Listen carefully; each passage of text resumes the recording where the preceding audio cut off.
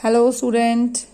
आज आप पढ़ रहे हैं पाठ 7 स्वार्थी अंजलि। स्वार्थी यानी जो अपने बारे में सोचे। मम्मा आप मेरी अलमारी से मेरा सामान क्यों निकाल रही हैं? अंजलि ने ऐसी आवाज में पूछा जैसे वह बस लड़ ही पड़ेगी, गुस्से में ही। तो तुम जानती तो हो ही अंजलि, दादा और दादी को भी तो अपनी चीजें रखने के लिए जगह चाहिए, उसकी माँ ने दृढ़ आवाज में कहा। लेकिन अम्मा मेरी चीजें कहाँ रखेंगी? बचपन से ही तो यह कमरा मेरा है। दादा और दादी हमारे साथ रहने आ रहे हैं, सिर्फ इसलिए क्या मुझे अब सब कुछ छोड़ देना पड़ेगा? अंजलि ने रुआसा स्वर में कहा।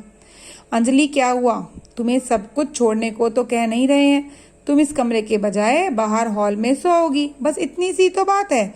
और रहा तुम्हारा सामान तो उसे दूसरे कमरे में रखवा देंगे।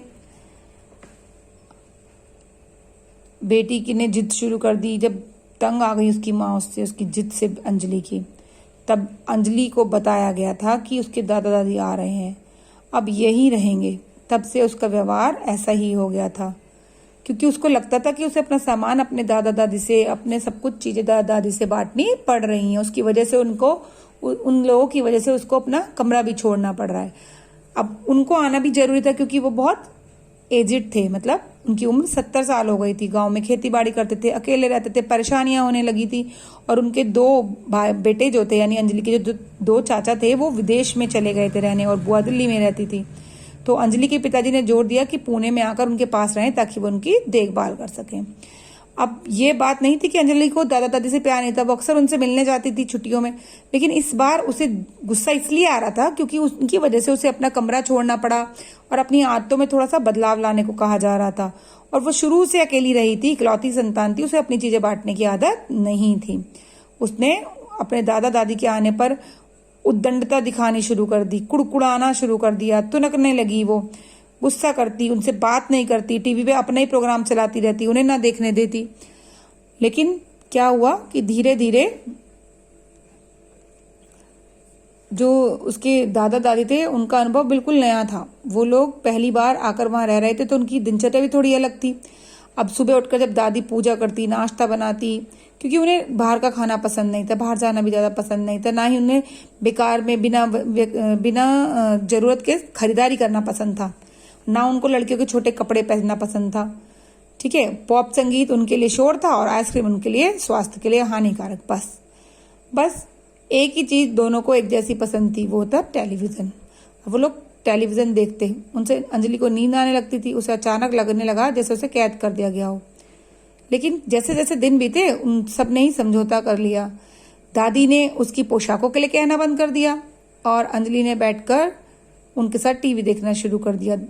अब एक दिन जब दादी घूमकर आई, उसके लिए टी शर्ट भी लाई।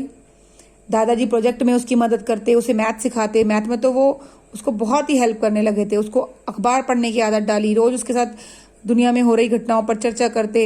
सुबह जो अंजलि सिर्फ कॉर्नफ्लेक्स खाती थी और टिफिन में अक्सर सैंडविच ले जाती थी, उसे अब तरह तरह का नाश्ता मिलने लगा था, क्योंकि रसोई उसकी दादी ने संभाल ली थी। वो अच्छा अच्छा खाना बनाती, सलाद, पकोड़े, अचार बनाती।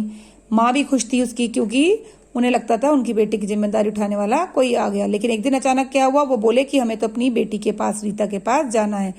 तो अंजलि तब तक इतनी फ्रैंक नहीं हो पाई थी, इतनी घुल नहीं पाई थी, तो उसे खुशी हुई वापस से कि उसका कमरा मिल जाएगा। तो उसने तुरंत क्या पूछा कि आप लोग वापस जा रहे हैं तो मैं अपने कमरे में जा सकती हूँ?